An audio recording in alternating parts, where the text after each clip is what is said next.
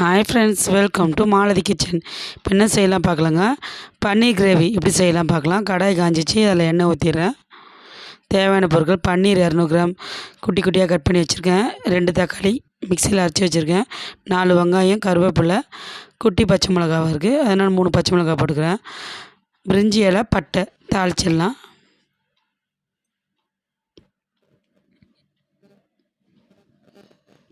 வெங்காயம், பச்சை மிளகா, கருவேப்பிலை வதக்கிடலாம். உப்பு, மஞ்சத்தூள் எல்லாத்தையும் போட்டு வதக்கிடலாம். நல்லா பாதி வதங்கட்டும். தட்டு போட்டு மூடிடலாம் ஒரு 2 நிமிஷம். வெங்காயம் வதங்கட்டும்.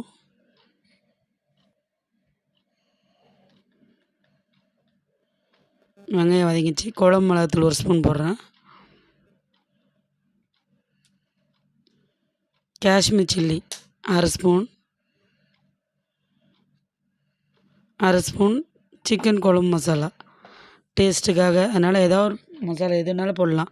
மட்டன் மசாலா, சிக்கன் மசாலா, கரம் மசாலா எதுனாலும் போடலாம். என்னுடைய 2 பையனுங்களாம் இந்த மாதிரி டேஸ்ட் தான் பிடிக்குது, அதனால் நான் சிக்கன் மசாலாவே போட்டுக்கிறேன். இஞ்சி பூண்டு பேஸ்ட் 1 ஸ்பூன் போட்டுக்கலாம்.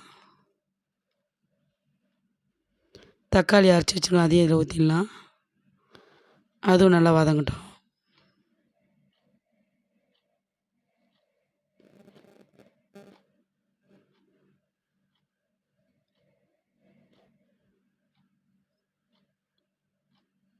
தக்காளி வதங்கிட்ட பிறகு மிக்சியில் இந்த குழைக்கிட்டு தண்ணி ஊற்றிடலாம். இன்னொரு கிளாஸ் தண்ணி ஊற்றிட்டு தட்டு போட்டு மூடிடலாம் ஒரு 5 நிமிஷம்.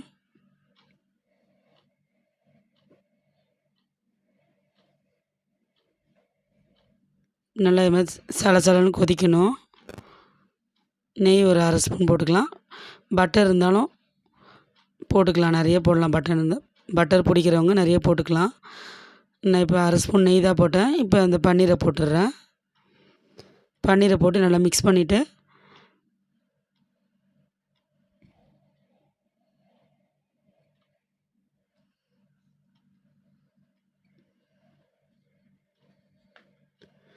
தட்டு போட்டு மூடிடலாம் ஒரு 5 நிமிஷம். கொஞ்சம் எண்ணெய் ஊற்றிக்கலாம், எண்ணெய் கம்மியாக இருக்குது. மூடிட்டு ஒரு 5 நிமிஷம் கேஸ் ஸ்லோ பண்ணிவிட்டு 5 நிமிஷம் கொதிக்கட்டும். இப்போ பன்னீர் கிரேவி ரெடி ஆகிடுச்சிங்க. சப்பாத்தி சுட்டாச்சு. சப்பாத்தி பன்னீர் கிரேவி சூப்பராக இருக்கும். இட்லி தோசைக்கு சூப்பராக இருக்கும். சப்பாத்திக்கு எல்லாத்துக்குமே நல்லாயிருக்கும். இது காரசாரமான பன்னீர் கிரேவி ரெடி ஆகிடுச்சு. பிடிச்சிருந்தா லைக் பண்ணுங்கள், சப்ஸ்கிரைப் பண்ணுங்கள். நீங்களும் செஞ்சு பார்த்துட்டு எப்படி இருந்து கமெண்ட் பாக்ஸில் கமெண்ட் பண்ணுங்கள்.